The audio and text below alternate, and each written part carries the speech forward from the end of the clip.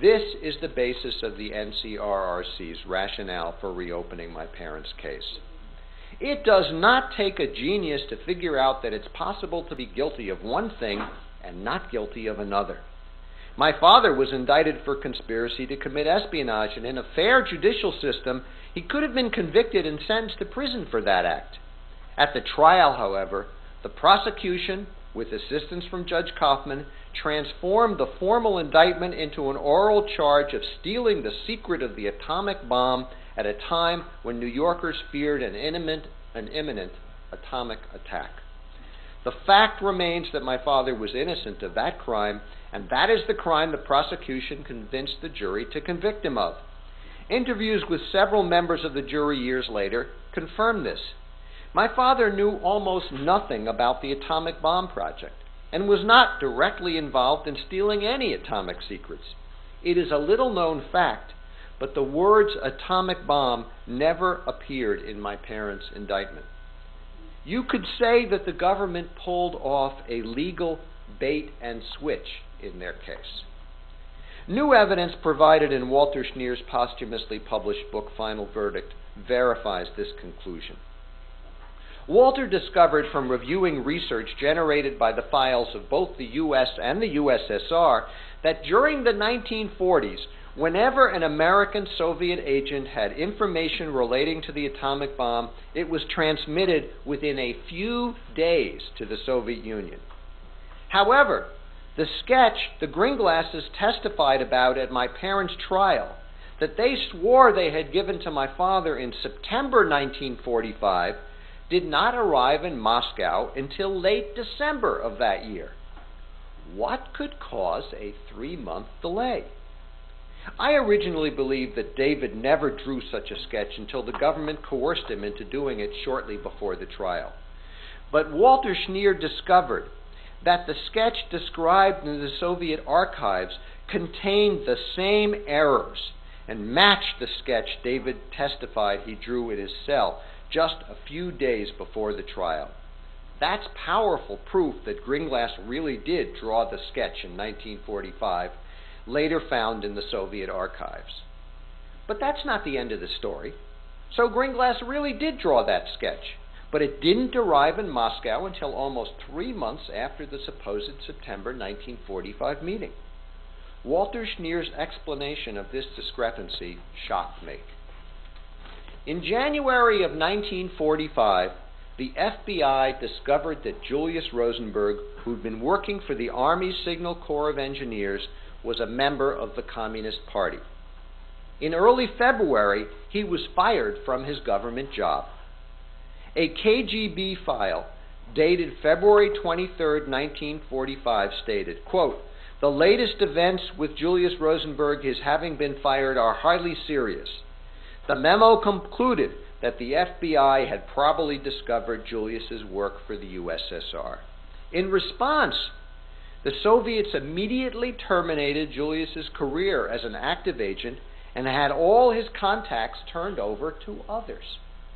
In other words, the KGB suspended my father from active duty in February of 1945.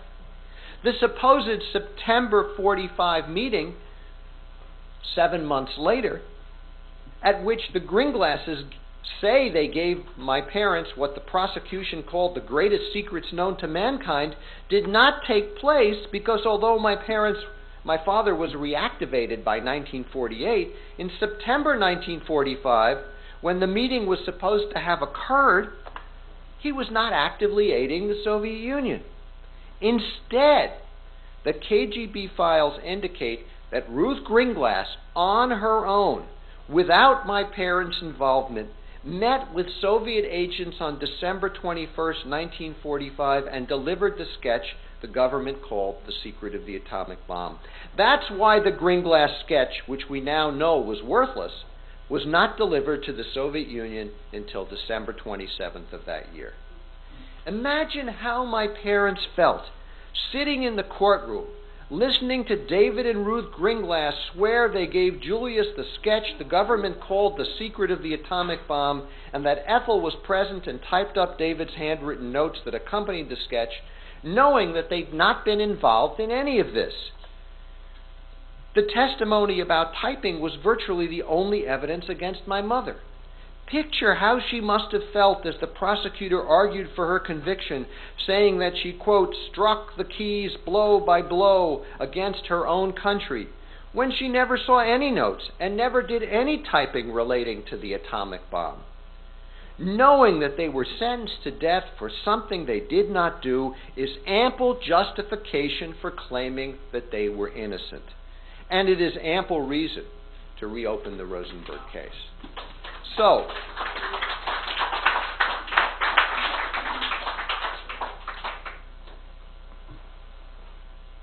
how do we intend to do it? Regardless of my father's actions in the 1940s, neither Ethel nor Julius Rosenberg received either a fair trial or a just sentence. Today we work to fulfill the NCRRC's mandate, that is, reopening the Rosenberg case, by seeking a federal proclamation to redress the wrong that was done my parents. The object of this campaign would be to obtain the federal equivalent of the proclamation issued by Massachusetts Governor Michael Dukakis in August of 1977, the 50th anniversary of Sacco and Vanzetti's execution.